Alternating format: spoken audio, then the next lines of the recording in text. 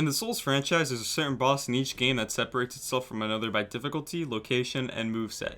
That boss being the first boss or tutorial boss.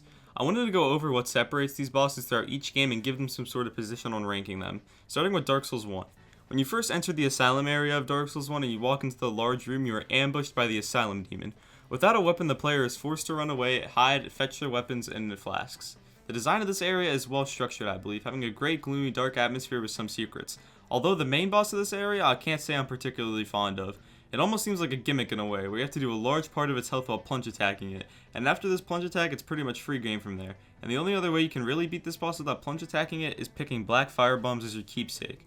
When you kill the Asylum Demon with the black fire bombs, you receive the Demon's Grey Hammer, which is a cool reward I guess on most parts, but I don't think the weapon is all that great for the rest of the game, especially because of the fact that you have to pick the black fire bombs as your keepsake, which really pale in comparison compared to the Master Key.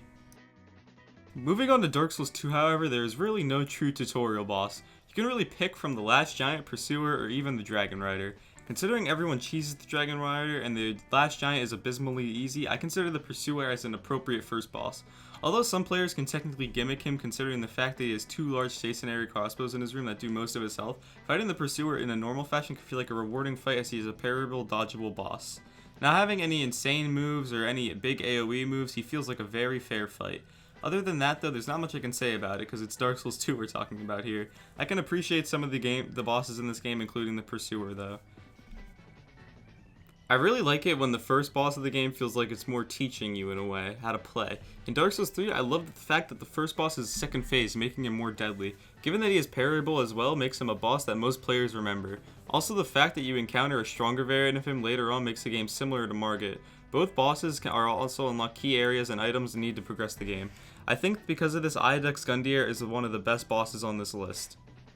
Last but not least, I can't leave out Margit. Margit is probably one of the best Souls early bosses of all time, having somewhat of a phase 2, harder moves to read, and a very satisfying ending. Since Elden Ring is an open world game, it allows you to choose which difficulty you want to start on to fight Margit. It's very easy to get overpowered gear before you even encounter him, or it's easy to just wander in there with low powered gear. But when Margit is fought without all of that, it feels like a well-deserved challenge victory. As with Iudex Gundyr, you fight him twice throughout the game, definitely boosting his popularity on this list. In S tier, I put Margit and Iudex Gundyr, as I think they are both very comparable bosses and I like the way that they are placed throughout the game. In A tier, I have the Pursuer, as I like the parryableness of his fight and I like the way he's placed. In B tier, I have Asylum Demon, as I think his fight is mostly a gimmick and I didn't enjoy his fight as much as the other ones. Well guys, I want to thank you for watching my video and I want to hear you guys' opinions on Souls games first / tutorial bosses. I would have included Sekiro, Bloodborne, and Demon Souls on this list, but I don't have a PlayStation for either of those and I've only beaten Sekiro once. Thank you for watching and have a great rest of your day.